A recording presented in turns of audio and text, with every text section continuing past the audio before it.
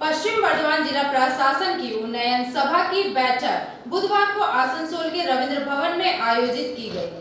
पश्चिम बर्धमान जिला प्रशासन की उन्नयन सभा की बैठक बुधवार को आसनसोल के रविंद्र भवन में आयोजित की गई। बैठक में जिला शासक पूर्णेंदु माझी, पुलिस आयुक्त सुकेश कुमार जैन, आसनसोल के मेयर सह पांडेश्वर के विधायक जितेंद्र तिवारी, एसडीओ सदर देवजीत गांगुली सहित अन्य अधिकारीगण मुख्य रूप से उपस्थित रहे। बैठक में पंचायत स्तर से लेकर जिला स्तर के विकास कार्यों एवं योजनाओं की समीक्षा की गई।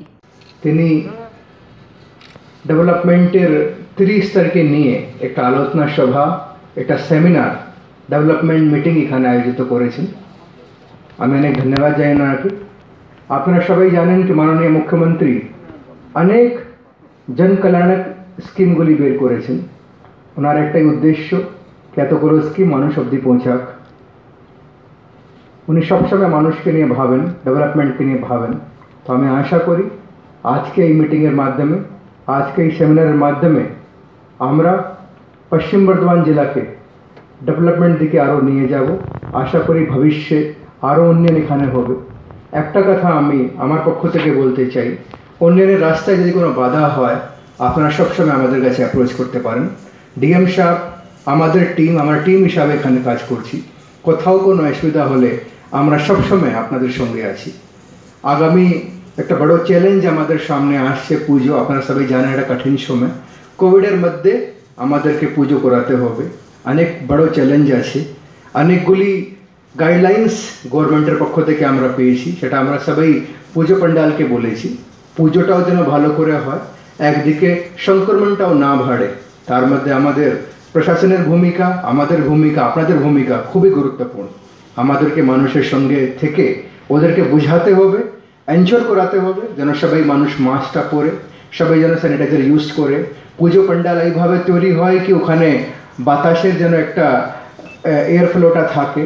সেটা আমরাও করছি, কিন্তু আপনাদের সহযোগিতা ছাড়া এটা কিন্তু সম্ভব নয়। তো আমি আশা করি আমাদেরকে, আপনাদেরকে সবাইকে মিলিয়ে পশ্চিম বর্ধমান জেলাকে উন্নয়ন দিকে আরও নিয়ে যেতে হবে। দুর্গাপূজা যেন ভালো করে হয়, তারপরে পশ্চিম বর্ধমান যেন সংক্রমণটা না বাড়ে সেটা আমাদেরকে দেখতে হবে। এটাই আশা রেখে আমার বক্তব্য শেষ করছি। নমস্কার। প্রচণ্ড দক্ষ আমার কর্মাধ্যক্ষ সাহেবরা রয়েছেন, উপাধ্যক্ষ সাহেব আছেন, সহকারী সভাধিপতি সাহেব আছেন, জেলা পরিষদ অল মেম্বার্স, আমার সভাপতি সাহেবরা, বিডিও সাহেবরা, আমার প্রধানরা সবাই মিটিং করেছি। আহ্বান জানিয়েছিলাম যে আসুন একটা পরিবার হিসেবে কাজ করি, তার কিছু নমুনা বলি।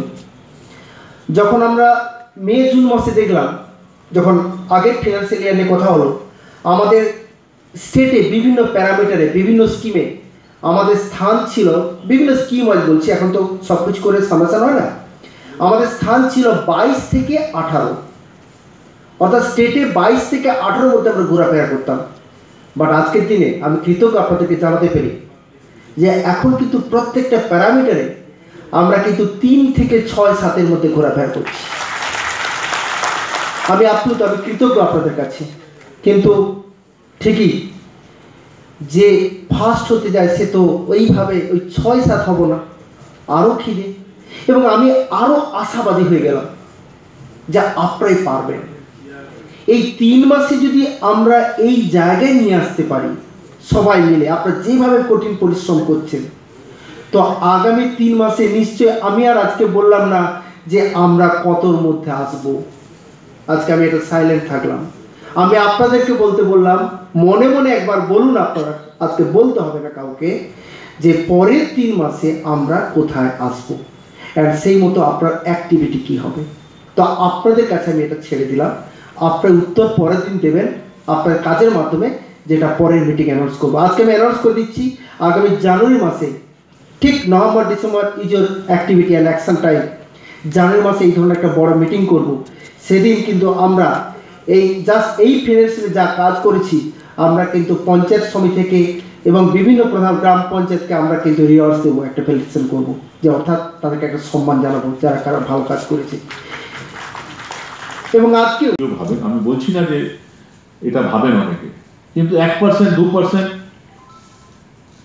এমন পদাধিকারী আছে যারা এটা ভাবতে শুরু করে।